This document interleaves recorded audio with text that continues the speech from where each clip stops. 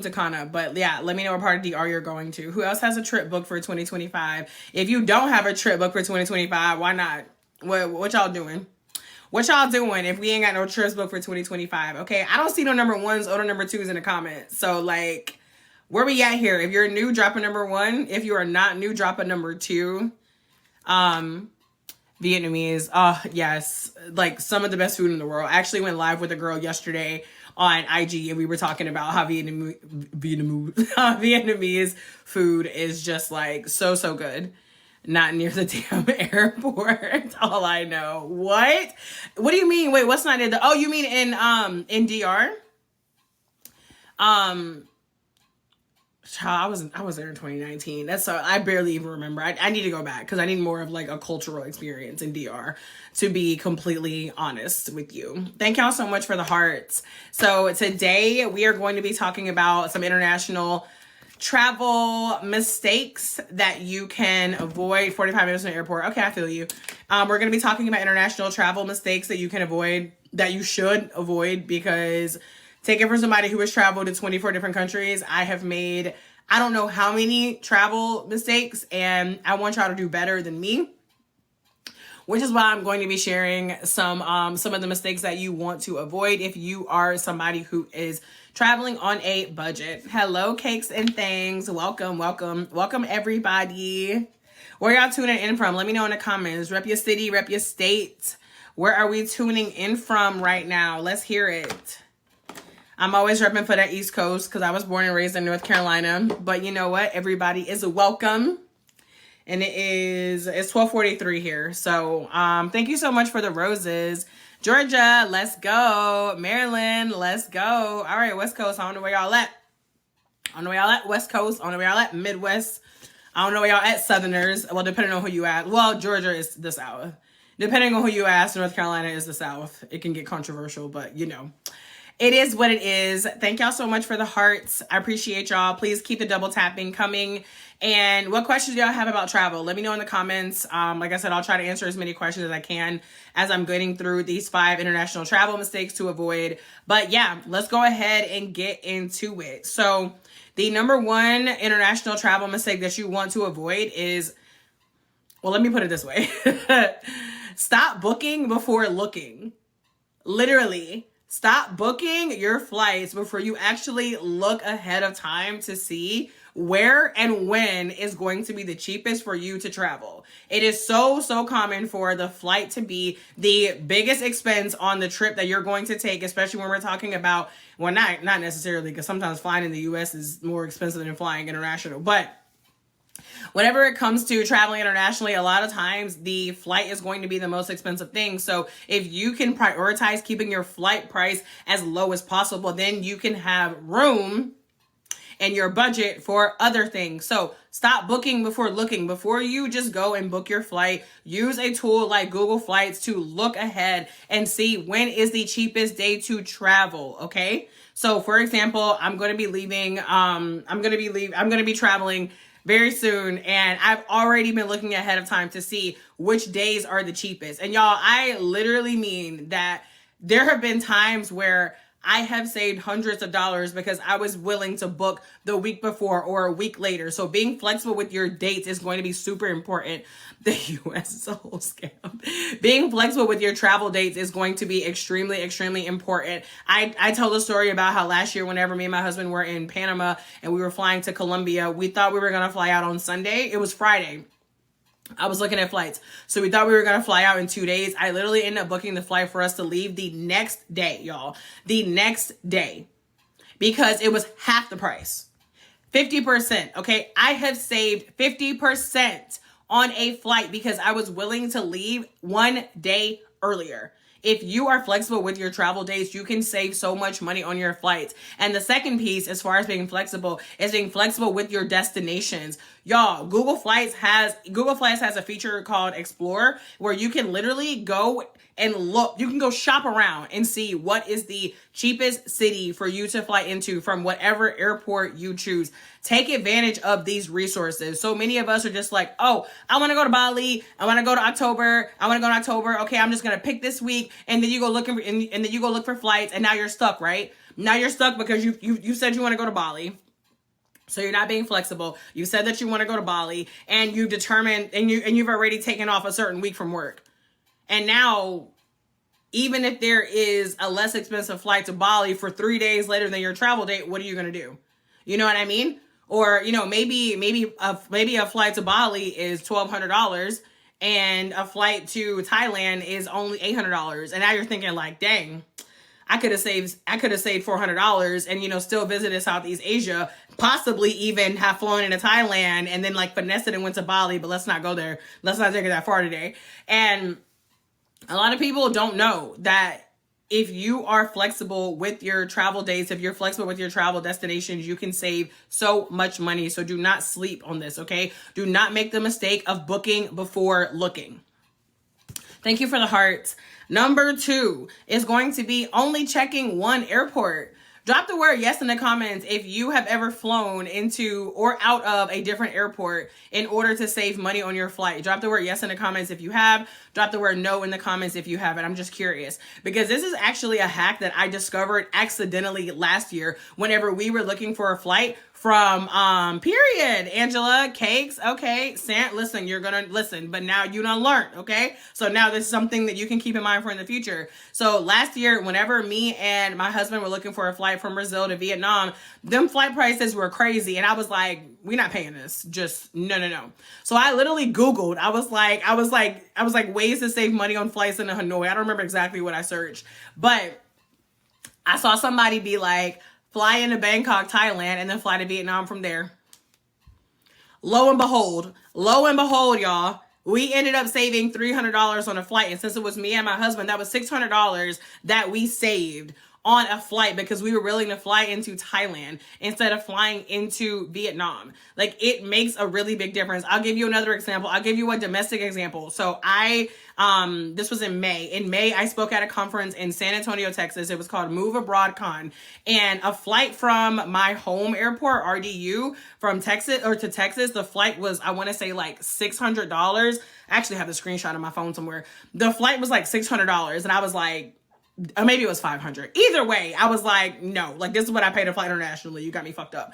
So anyway, I looked at the Greensboro airport, which is like barely an hour drive. Y'all, I ended up flying out of Greensboro instead of Raleigh. My husband drove me to the airport. I saved $250, okay? 200 or 250. I gotta look back at it. I gotta look back. But even let's say 200. I saved $200 on a flight because I was going to fly out of Greensboro instead of flying out of RDU. And yeah, I'm gonna be honest with you. I'm actually gonna have to do an entire video on this because like there are some things that people don't want to hear about budget travel that I'm gonna just be real with you about, okay?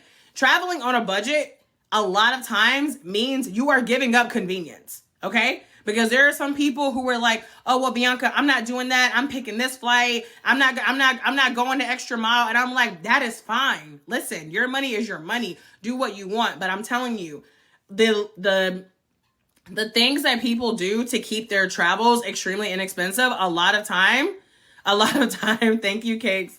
A lot of time, y'all, it's inconvenient. It is. Picking the flight that has more layovers, picking the flight that has the late layover, like getting somewhere later or earlier than you want, flying into a different airport, right? Like being willing to sacrifice. Maybe you're not directly in like the most popular place, which we'll get to in a second. Maybe you're closer to it, okay? Like, at the end of the day, if you want to see the world and you not balling out of control right now, I'm not throwing you no shade, okay? Like, this is why I'm here. I'm here to let you know that travel does not have to be expensive. I'm here to let you know there are so many things that you can do to travel on a budget. I talked a lot about trusted house sitters last week. For anybody, drop the word yes in the comments if you like pets. Drop the word no if you're like, nah, I'm not an animal person. I talked a lot about trusted house sitters last week. If you want to be able to travel, you don't want to have to pay for a hotel. You don't have to pay for an Airbnb, a hostel, a vacation home. Y'all, you can travel and not have to pay for accommodations if you sign up for trusted house sitters, okay? Like I've done, oh my God, I think 7 so far, 7 different house sits. And y'all, the thing is it a great way to travel on a budget? Yes. But guess what? It can be inconvenient because if you are staying in London for, 10 days taking care of a golden retriever, like, cool, that's dope. You didn't have to pay for, $100, $150 a night hotel in London, but you're also taking care of a golden retriever. You know what I mean? So like at the end of the day, whenever it comes to budget travel, I'm not going to sit here and pretend like it's the sexiest thing in the world, because it's not. And this is why I talk to the people who really want to see the world. This is why I talk to the people who really want to be changed from the inside out. I'm not just talking to the people who want to go take pretty Instagram photos. Okay? If you're just someone who's like, oh, I just want to, you know, vacation, like, cool. Ain't nothing wrong with that, but I'm probably not the person for you. Okay? I'm talking about the people who want to have these incredible travel experiences that are going to touch you for the rest of your life. Okay? The ones that you feel, okay? Like, these are the people that I'm talking to. And like I said, for me, like at this stage in my life, I'm like, I'm willing to give up certain, not everything, I'm willing to give up certain conveniences in order to keep my travels budget friendly. Because I mean, y'all, I will preach all day about how travel does not have to be expensive, but travel can absolutely be extremely expensive. And I have overpaid for so many different things, okay? So I get it. I fly out of Savannah, but I still end up having to fly to Atlanta first. Oh, the Atlanta airport. It's getting up there with Miami. I thought I hated the Miami airport, but after being in the Atlanta airport twice these past couple of months, I'm like, Atlanta, you better catch up with Miami. You really are. But you know what? Again, listen to what I just said, okay? We're going back to convenience. But airports like Miami, airports like Atlanta, they are annoying as hell. But guess what? They're big international airports, which means that you can get a lot less expensive flights whenever you fly out of airports like Miami versus if you're flying out of, like, I don't know, like Orlando, right? So it really just depends. So the third mistake that you want to avoid whenever you are traveling, the third mistake you want to avoid whenever you're traveling internationally, only staying in the most popular places. I am not telling you not to do your research. I'm not telling you to go stay in a hole. I'm not telling you to go stay in some remote corner, but do your research, okay? I actually talk about this in my budget travel masterclass. For those of y'all who are for real, about wanting to see the world, I drop all the tea in my Abroad on a Budget masterclass. How to get the best deals on flights, never pay full price for Airbnb, keep your entire trip under $1,000, how to have authentic local experiences, my ultimate travel packing list. All of this and so much more is in my budget travel masterclass, which is at the link in my bio. So, I love that you can choose some 3 airports. That's so dope. And you got good airports too. Cause like Jersey, oh my God, like great flight deals out of Jersey. But yeah, I talk about this in my budget travel masterclass. But like I said, you don't have to go stay super far away from everything, but just keep in mind, y'all, location. And these Airbnbs, these hotels, they know it. Okay. Like you can literally be saving between $20, $50, sometimes even $100 a night if you're willing to stay up the street.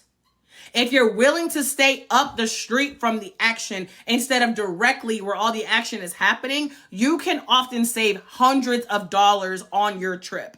I'll use Colombia as an example. So Colombia, one of my favorite countries, Medellin. Like Medellin is a really popular city to travel to Medellin is a really popular city to travel to in Colombia. And if you look on Google, they will tell you the most popular place is Poblado. Poblado is where you will find most of the tourists. It's the nicest area. Cool. Y'all, when me and my husband were whenever we were in Colombia last year, we were in Colombia for 2.5 months. We had one apartment in Poblado. And when I tell you that thing was so overpriced. This 1-bedroom apartment cost, and we were there for not quite a month. We paid more in this 1-bedroom apartment in Poblado than we paid for a full month in Envigado with a 2-bedroom, 2-bathroom apartment that had a gym, had a pool, had a sauna, had a steam room, was in the middle of building its own gym. We paid less for a nicer apartment in Envigado. How much? The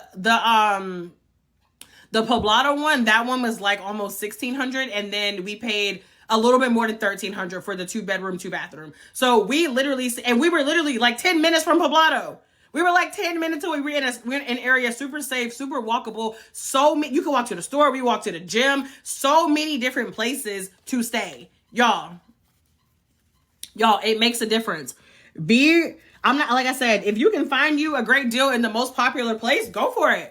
Thank you so much, Darren. If you can find you a great place in the most popular area, do it, okay? And like I said, thank you so much, Ramona. And like I said, y'all, even whenever it comes to the Airbnb, y'all, there's so many hacks so that you don't have to pay full price. I go into more detail in my budget travel masterclass. But y'all, whenever it comes to Airbnb, y'all better stay vigilant, because Airbnb prices are getting out of fucking control, okay?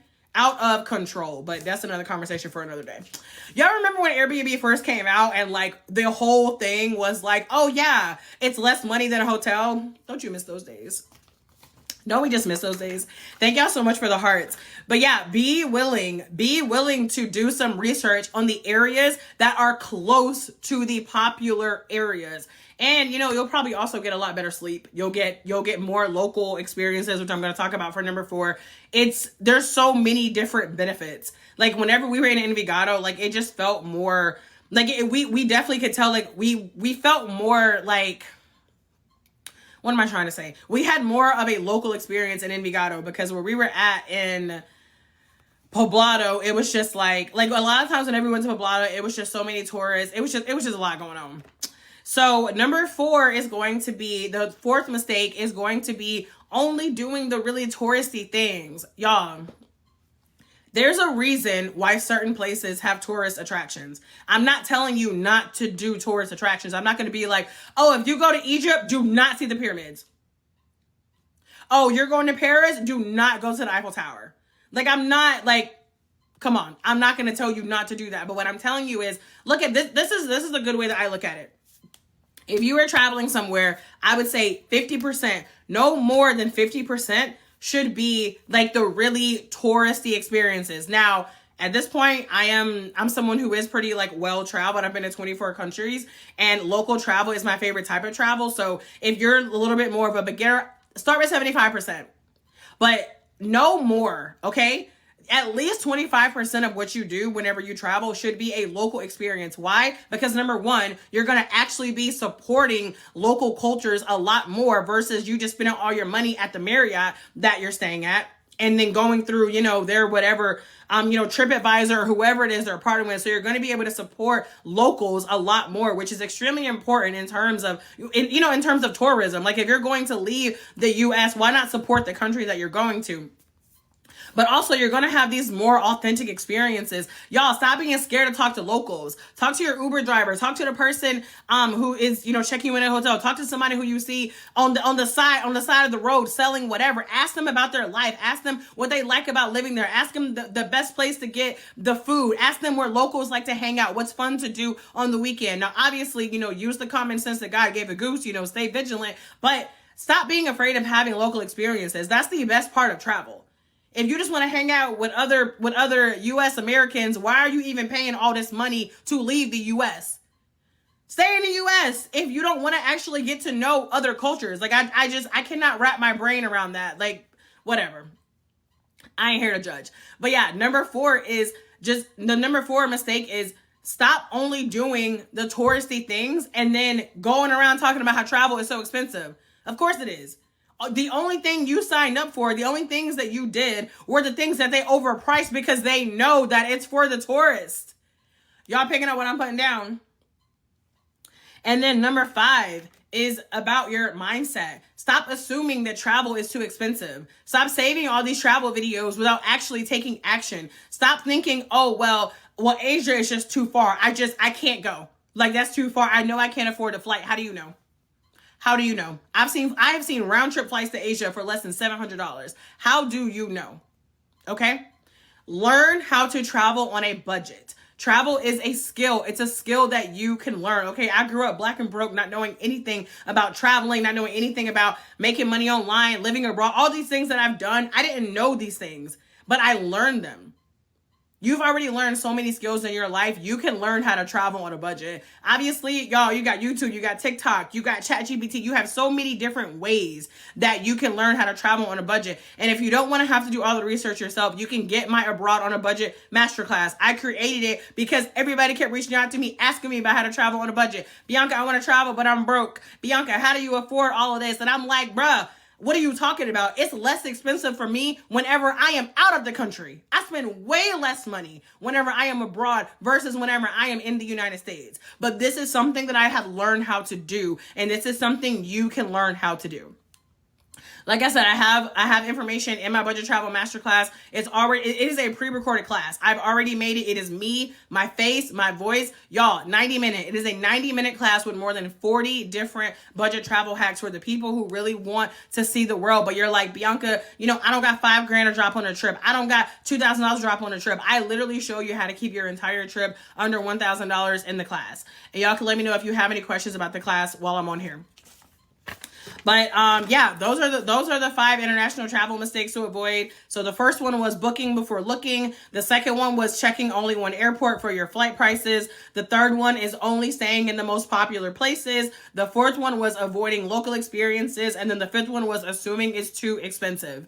If I could go back in time and I was someone who wanted to travel and I felt like I couldn't afford it and it was hard to even wrap my brain around travel, these are the 5 things that I wish I knew back then.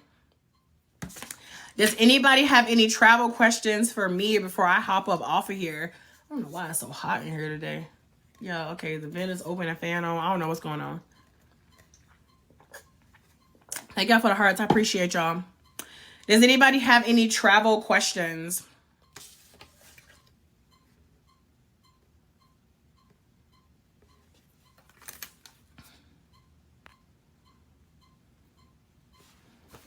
All right, y'all. Well, that's all I have for y'all today. Thank y'all for joining. Please hit that follow button. Grab the Budget Travel Masterclass if you want to learn more. And yeah, I will catch y'all next time.